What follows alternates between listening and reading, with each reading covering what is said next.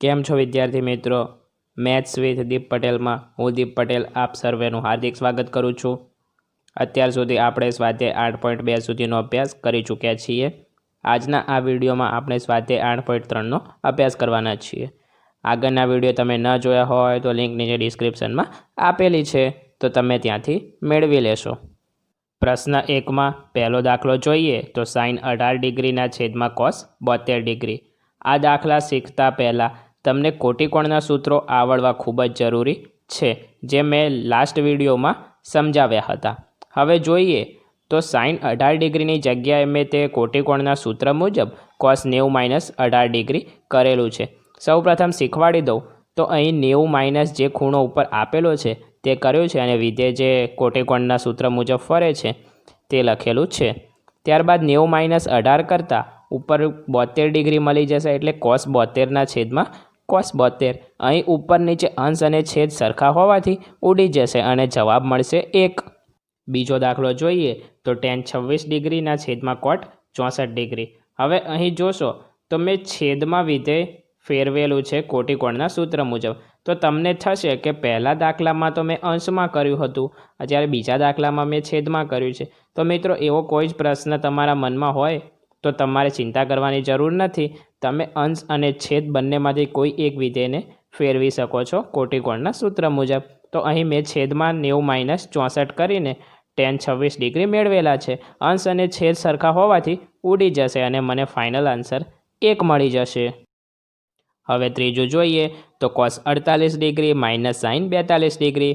હવે તમે જોશો તો મેં અહીં cos 48 ડિગ્રીની જગ્યાએ આપણું કોટિકોણનું સૂત્ર મૂક્યું છે sin 90 - 48. ત્યારબાદ sin 42 ડિગ્રી એમના એમ રાખ્યું છે.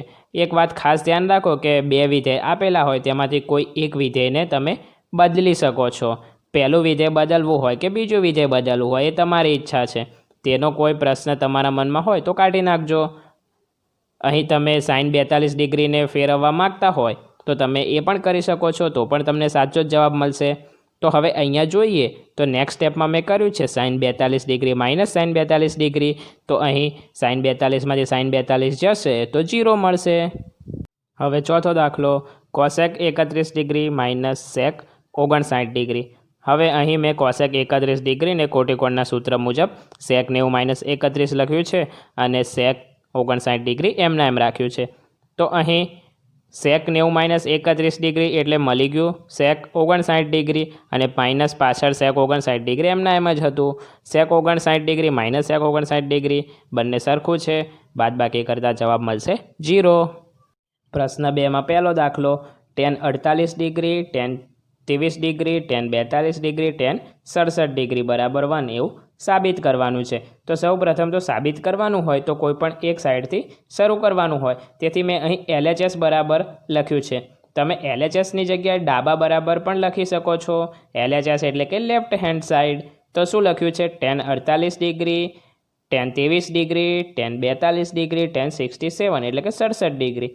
હવે બે tan 48 અને tan 23 ડિગ્રી વચ્ચે કોઈ પણ નિશાની દેખાતી નથી. એનો કે મતલબ છે કે બંને ગુણાકારમાં છે. બરાબર, સમજી ગયા અહીંયા સુધી?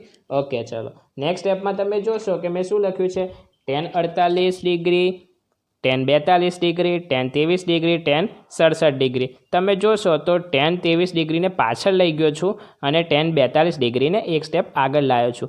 તો આવું કઈ રીતે થયું એ પ્રશ્ન તમારા મનમાં થશે. તો એનો આન્સર છે કે તમે બે ખૂણા જે આપેલા છે 48 અને 42નો સરવાળો તમે જોશો તે તો 90 મળી જશે અને તે મુજબ જ 67 અને 23નો સરવાળો 90 મળી જશે. તે મુજબ વિધેયને જોડે 90 સરવાળો જ્યાં થતો હોય તે બે વિધેય મેં જોડે લખ્યા છે. સિમ્પલ છે ને? ઓકે, નેક્સ્ટ સ્ટેપમાં મેં tan 48 ડિગ્રીની જગ્યાએ cot 90 - 48 લખ્યું છે અને ત્યારે આગળ જોશો તો tan 23ની જગ્યાએ cot 90 - 23 લખ્યા છે. ઓકે, ચલો આગળ જોઈએ તો cot 42 × tan 42, બીજા કૌંસમાં cot 67 × tan 67. cot અને tan તો વ્યસ્ત વિધેય છે. વ્યસ્ત વિધેયનો ગુણાકાર 1 થાય તે તમે જાણો છો. 1 × 1 1 ફાઇનલ જવાબ મળી ગયો. તેથી આપણે અહીં જે સાબિત કરવાનું હતું LHS બરાબર RHS સાબિત થઈ જાય છે. બીજો દાખલો cos 38 degree cos 52 degree minus sine 38 degree sine 52 degree બરાબર 0 એવું સાબિત કરવાનું છે। સૌપ્રથમ LHS જે રકમમાં આપેલું છે તે મેં અહીં લખી દીધું છે। ત્યારબાદ કોસ 38 ડિગ્રીની જગ્યાએ સાઇન 90 માઇનસ 38 મૂકેલા છે અને સાઇન 38 ડિગ્રીની જગ્યાએ બીજા કૌંસમાં કોસ 90 માઇનસ 38 કર્યા છે। હવે તમને આ ટેકનિક આવડી ગઈ છે। આગળ તમે જાતે સમજી શકો છો કે sine 52 into cos 52 minus cos 52 into sine 52 મળી જશે। અહીં બંને પદ સરખા છે અને બાદબાકીની નિશાની છે તો સિમ્પલ આન્સર 0 મળી જશે અને LHS બરાબર RHS સાબિત થઈ જશે। હવે પ્રશ્ન 3 જોઈએ તો રકમમાં આપેલું છે tan 2a બરાબર કોટ a માઇનસ 18 ડિગ્રી હોય તો એની કિંમત શોધો। તો સૌપ્રથમ રકમમાં જે આપ્યું છે તે અહીં મેં લખી દીધું છે।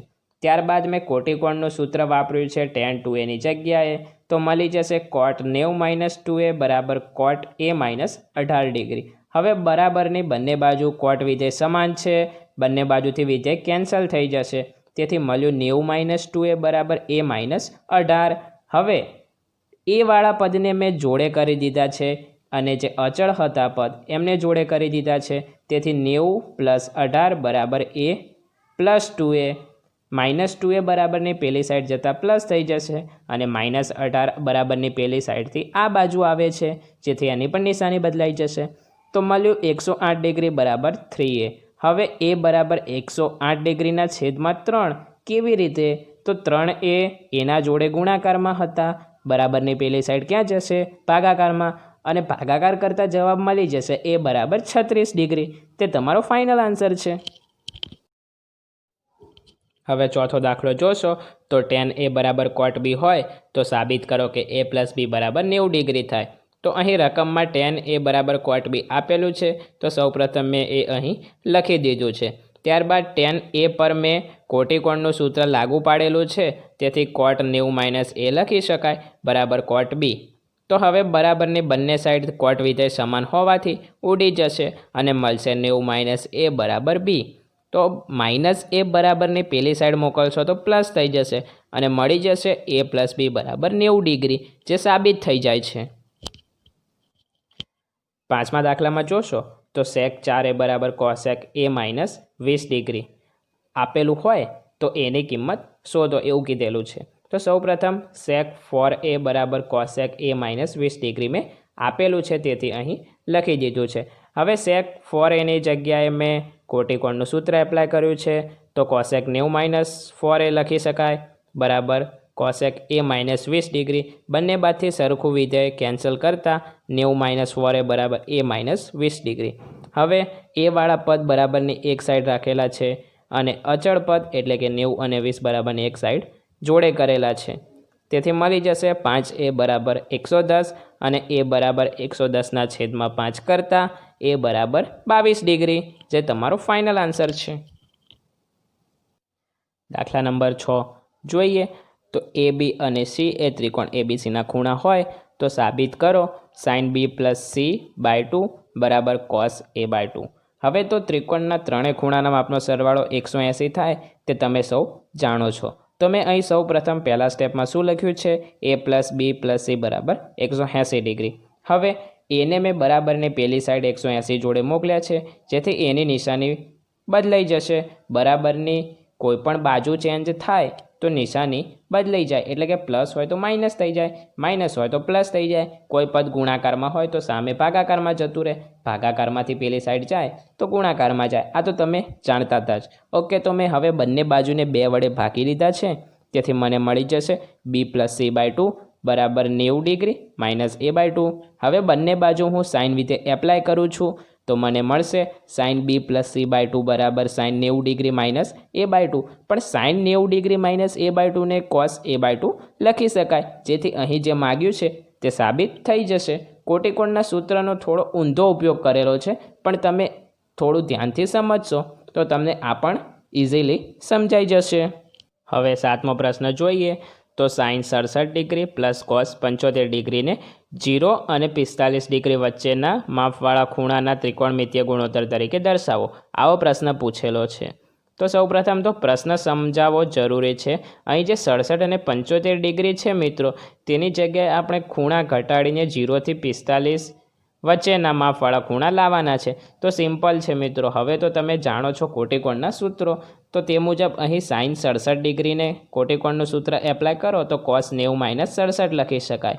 અને cos 75 પર તમે કોટિકોણનું સૂત્ર એપ્લાય કરો તો સાઇન 90 - 75 ડિગ્રી. હવે આગળનું સ્ટેપ તમે જોશો તો જાતે જ આઈડિયા આવી ગયો હશે. બાદબાકી કરતાં મળી ગયા 23, આ સાઈડ મળી ગયા 15. તો શું મળી ગયું તમને? cos 23 degree plus sine 15 degree, જે ખૂણા 0 અને 45 ડિગ્રીની વચ્ચેના ખૂણા છે. બરાબર છે. આ સાથે જ આ સ્વાધ્યાય આપણું અહીંયા પૂરું થાય છે. જો મિત્રો તમે મારી ચેનલ પર નવા હોય તો મારી ચેનલને સબસ્ક્રાઈબ કરો અને બેલ આઇકન પર ક્લિક કરો. તમને મારો આ વિડીયો પસંદ આવ્યો હોય તો લાઇક અને શેર કરજો, અને કોમેન્ટ બોક્સમાં કોઈ સજેશન હોય તો જરૂરથી જણાવજો. તમને આ સ્વાધ્યાયમાં કે આ ચેપ્ટરને અનુલક્ષીને કોઈ બીજા પ્રશ્ન હોય તો તમે મને ઇન્સ્ટાગ્રામમાં ડાયરેક્ટ જ મેસેજ કરી શકો છો. ઇન્સ્ટાગ્રામની લિંક મેં નીચે ડિસ્ક્રિપ્શનમાં આપેલી છે.